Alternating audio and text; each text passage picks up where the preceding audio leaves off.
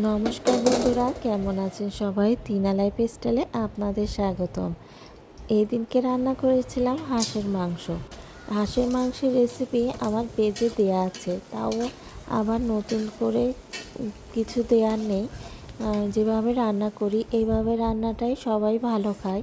আমি প্রথমে দারচিনি, এলাচ, লবঙ্গ, শুকনো ঝাল, গোলমরিচ এগুলো ফোড়ন দিয়ে পেঁয়াজটা আর কি লাল লাল করে বেরেস্তার মতো ভেজে নেব। তারপরে রসুন বাটা, আদা বাটা এগুলো দিয়ে ভালো করে কষিয়ে নেব। তারপরে জিরে বাটা এগুলো দেব। আর এই যে আর জিরে বাটা দিয়েছিলাম। তারপরে আর কি শুকনো ঝাল দিয়ে ভালো মতো কষিয়ে নেব। আমাদের বাড়িতে শুকনো ঝাল একটু বেশি খাই, মানে ঝাল ঝালই বেশি ভালো পছন্দ করে। আর পরে মাংসটা দেওয়ার পরে আর কি নারকেল বাটাটা দেব। নারকেলের দুধ দিই না, নারকেল বাটাটা দিই, খেতে বেশ ভালো লাগে। এই যে মাংসটা দিয়ে দিচ্ছি, তারপরে আর কি বাকি নারকেল বাটাটা দিয়ে দেব। মাংসটা দিয়ে ভালো করে কষিয়ে নিতে হবে। আর রান্না করতে করতে আপনাদের সাথে একটু গল্প করি। আমাদের আশেপাশে অনেক ভালো মানুষরা ঘুরে বেড়ায়।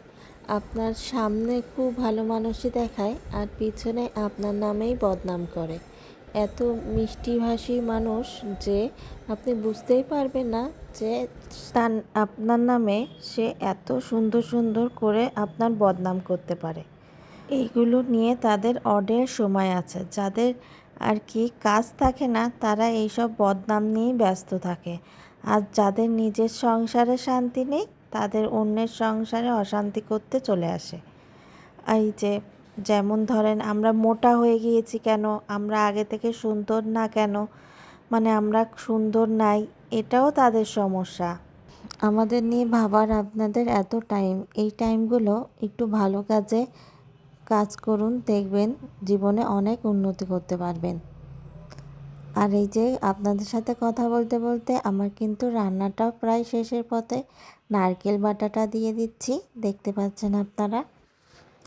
ইউটিউব থেকে রান্না করি আর মা শাশুড়ির কাছে শুনে রান্না করি। রান্না তো সব কিছু দেখে শুনেই করা হয়, হুট করেই তো কোনো রান্না হয় না। আপনিও রান্না করুন, দেখেন আমার মতো রাঁধতে পারেন কি না। আর আপনার রান্না দেখে আমি কি আপনার মতো রাঁধতে পারবো? আসলে যার যেমন মন তেমনই রান্না হয়, ঠিক কি না বলেন? ইউটিউব থেকে কেউ রাঁধুনি হতে পারে না, সেরা রাঁধুনি, ঠিক কি না বলেন? সবার আগে উচিত মনটাকে পরিষ্কার করা। মনটা পরিষ্কার হয়ে গেলে কিন্তু পৃথিবীটা অনেক সুন্দর লাগে। এত হিংসা রেষারেষি যে মনে থাকে সে মনে সুন্দর জিনিস দেখতে পায় না, সব কিছুই অসুন্দরের মতোই লাগে। সুন্দর জিনিসগুলোকেও ভালো লাগে না, মনে হয় কুৎসিত। ভগবান সবাইকে সুবুদ্ধি দিক, সুস্থ চিন্তার মন মানসিকতা দিক। ভালো থাকুক, সুস্থ থাকুক।